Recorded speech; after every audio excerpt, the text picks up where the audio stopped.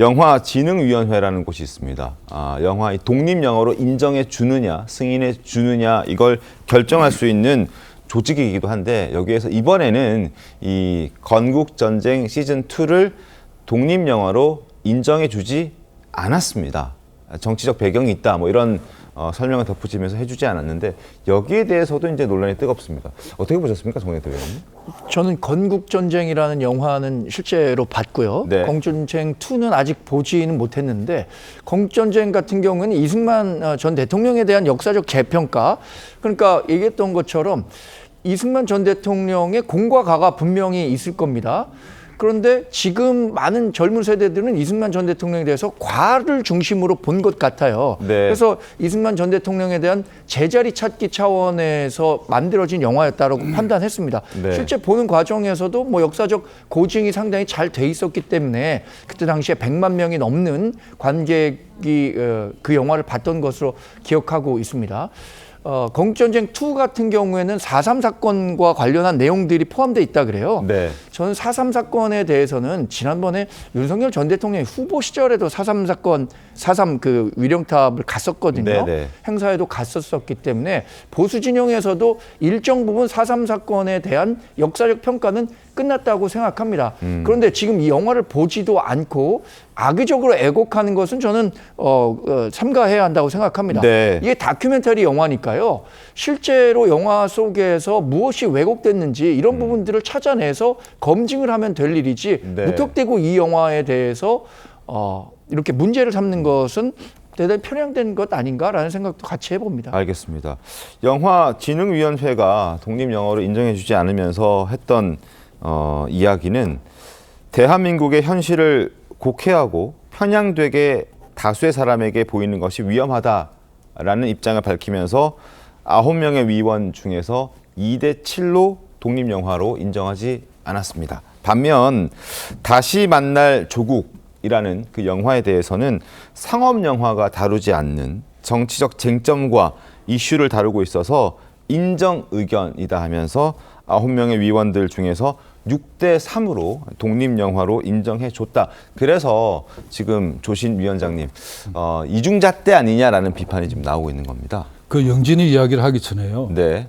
제주 4.3 사건은 여야를 떠나서 지난 정부 때 진상위원회도 꾸렸고 네. 그걸 통해서 여러 가지 제주 도민들이 제주 무관 그 양민들이 그 무장 경찰, 무장 병력에 해가지고 2만 5천에서 3만 정도의 희생자가 났다는 게 지금 나름대로 입증되어 있는 사실들입니다. 그래서 네. 지금 뭐 여야를 떠나서 집권한 정부들이 그 부분에 대해서 도민들에게 사과를 하고 또 보상을 어떻게 할 건가를 지금 실제로 논의하고 있는 거거든요. 네.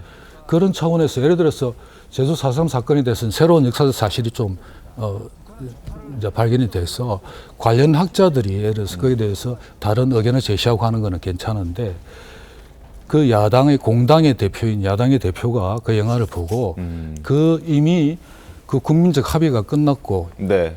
여야 정부에서 다 나름대로 이렇게 다 사과도 하고 어떻게 하면은 화해하고 다시 보상할 건가 이런 문제가 진행되는 와중에 역사에 대한 다양한 관점 이렇게 이야기를 하면은 상당히 바람직하지 못하다. 만약 그렇다면은 혹자는 그러시더라고요.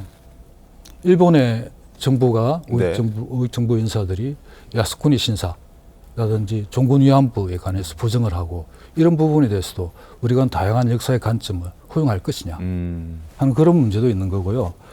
또 이게 때마침 또 우리 추석 연휴 네. 기간에 아까 그 누구신가 그 지적을 하시던데 가족들이 모여가지고 화목한 이렇게 시간을 보내는 추석 연휴 식탁에다가 또 인연 논쟁을 다시 식탁에 올려서 이렇게 논란을 불러일으키는 게 도대체 무엇을 하려고 하는 건지 그런 의문점이 생기고요.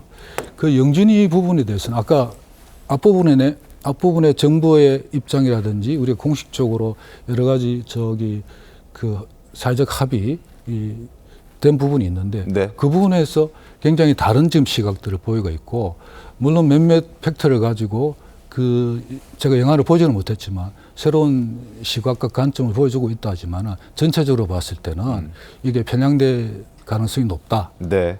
저는 그런 판단에서 아마 독립 영화로서의 그런 인정을 하지 않은 거 아닌가 그렇게 생각하고 있습니다. 알겠습니다.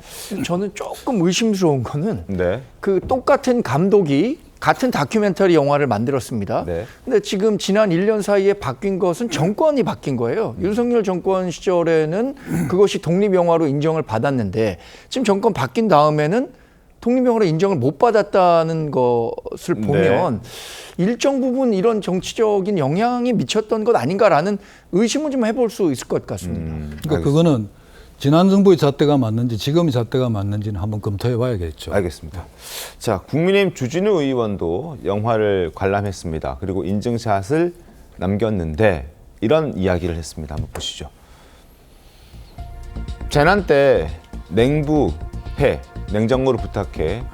이거는 뭐 KF도 홍보라고 가능하다라고 얘기를 하면서 왜 건국전쟁 2는 극우라고 하는 건지 이해하지 못하겠다, 동의 못한다라는 입장과 함께 역사와 문화는 권력을 잡은 자가 재단하는 것이 아니라 국민이 직접 보고 판단해야 한다라는 겁니다.